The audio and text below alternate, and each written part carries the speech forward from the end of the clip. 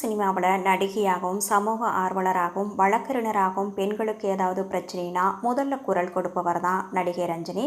இவர் யார், எப்படி சினிமாவுக்குள்ளே வந்தார் என்பதை இந்த பதிவில் பார்க்கலாமாங்க. 1970 தமிழகத்தில் தான் ரஞ்சினி பிறந்தாங்க. இருந்தாலும் தவிர்க்க முடியாத காரணத்தால் அவங்க குடும்பம் சிங்கப்பூரில் குடியேறியதால் அங்கு தான் வளர்ந்தார். இவருடைய அப்பா பெயர் செல்வராஜ், அம்மா பெயர் லில்லி.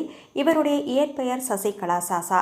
இவருக்கு 2 சகோதரர்கள் இருக்காங்க. இவருடைய அப்பா சிங்கப்பூரில் பிரபல கல்லூரி ஒன்றில் கணக்காளராக இருந்தார். இது தவிர சினிமாவில் விநியோகஸ்தராக இருந்திருக்காரு. சிங்கப்பூர்லேயே கல்வி பயின்று வந்த இவர் முறைப்படி பரதமெல்லாம் கற்றுக்கிட்டாரு.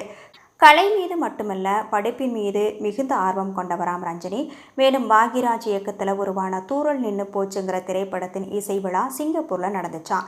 இந்த நிகழ்வில் ரஞ்சினியை பார்த்த பாக்யராஜ் நடிக்க கூப்பிட்டுருக்காரு. ஆனால் ரஞ்சினியின் அம்மா இதற்கு சம்மதிக்கலையாம். அதுக்கப்புறம் சென்னை வந்த ரஞ்சினியை ஒரு நாள் ஹீரோயினாக தேர்ந்தெடுப்பதற்காக ஃபோட்டோ ஷூட் நடத்தினாராம் பாக்யராஜ். ஆனால் அதில் அவர் சின்ன பிள்ளை மாதிரி இருந்ததால் அடுத்த படத்தில் வாய்ப்பு கொடுக்கலான்னு சொல்லியிருக்காராம் பாக்யராஜ். இதனால் படிப்பை தொடர்ந்து வந்திருக்காரு ரஞ்சினி. 2 வருஷங்கள் கழித்து இந்த புகைப்படத்தை பார்த்த பாரதி ராஜா இவரை நடிக்க கூப்பிட்டுருக்காரு. இதனால் சென்னை வந்த இவர் ரஞ்சினின்னு தன்னுடைய பெயரை மாற்றிக்கிட்டாராம். பின்னர் பச்சை கொடி என்னும் படத்தில் நடித்தாராம். இருப்பினும் இந்த படம் பாதியில் நிறுத்தப்பட்டதை தொடர்ந்து சிவாஜி நடிப்பில் வெளியான முதல் மரியாதை என்னும் படத்தில் முக்கிய கதாபாத்திரத்தில் நடிச்சிருந்தார். இந்த படத்தில் நடிக்கிறப்போ இவருக்கு 15 வயசு தானா. இதனைத் தொடர்ந்து பல திரைப்படங்களில் நாயகியாக நடிச்சிருக்காரு.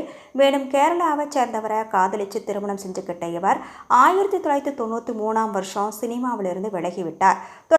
தொடர்ந்து சமூக ஆர்வலராகவும் அநியாயம் நடக்கும் இடங்களில் குரல் கொடுப்பவராகவும் இருந்து வராரு நடிகை ரஞ்சினி. இவருக்குன்னு தற்பொழுது பல ரசிகர்கள் இருக்கிறாங்கங்கிறது குறிப்பிடத்தக்க விஷயம்.